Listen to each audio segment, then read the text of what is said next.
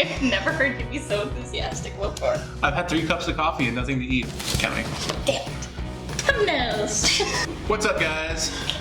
Okay, I'm ready.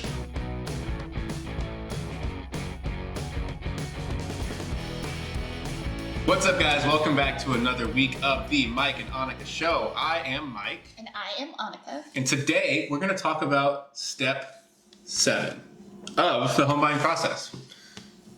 You're under contract.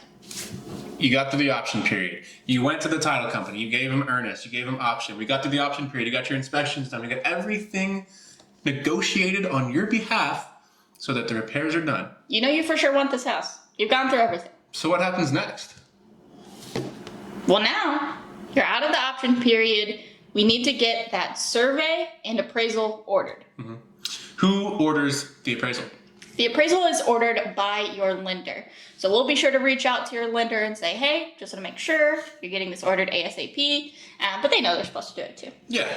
And they are ordering that appraisal to make sure that the amount they're giving you for the loan is the value of the home.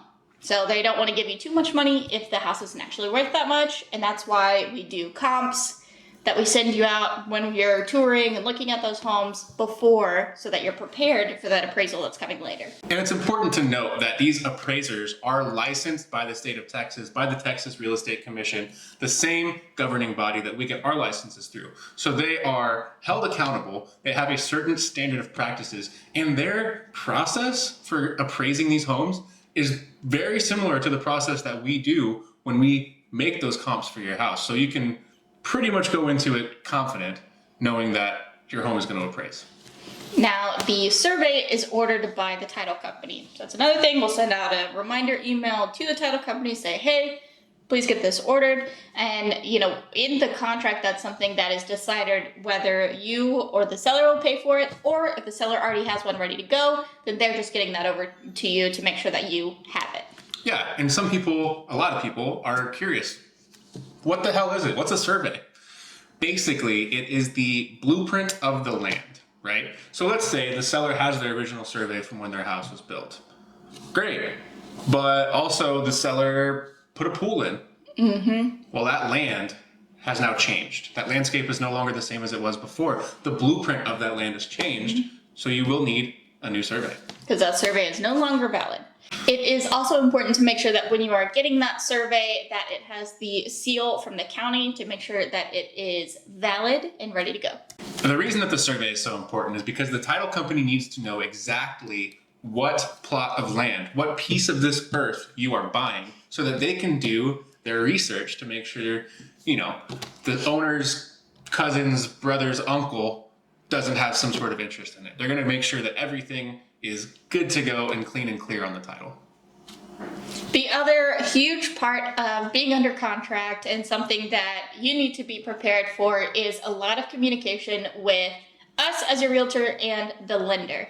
So you're going to be going through all of the steps of the process to get your true approval for the loan.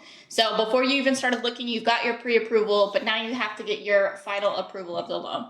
So that's what they're working on the whole time we're under contract. They're going to be asking for additional documents or other pieces of things that they need to get you that approval. So they're going to be reaching out, and you got to be communicative with them and make sure that you're getting them everything they need so that we can get to that clear to close smoothly and on time.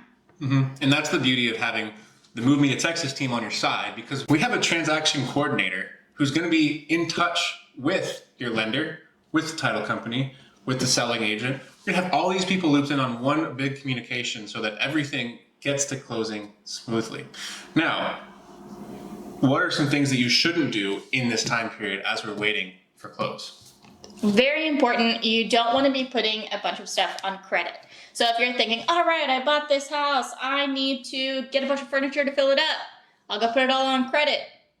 No, please don't. Don't do it. Because that will change your credit overall and can jeopardize you getting approved for the loan. Another big one, a car.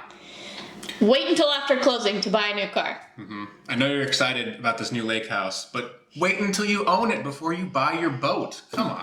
Exactly. So that is one huge thing to keep in mind during that under contract time. So that's all you need to know about step 7. These are the things to do while you're under contract, but you've cleared that option period. It's kind of brief, it's more informational, but it's all very, very important. So the next step, the best step, step 8, Closing. getting them keys to your new home. So, Getting the keys ready to go. so stay tuned. See you next week. Drop a like. Drop a comment. Be sure to subscribe so you don't miss the last step. We will see you next week. Bye. Bye. Cool. Cool beans.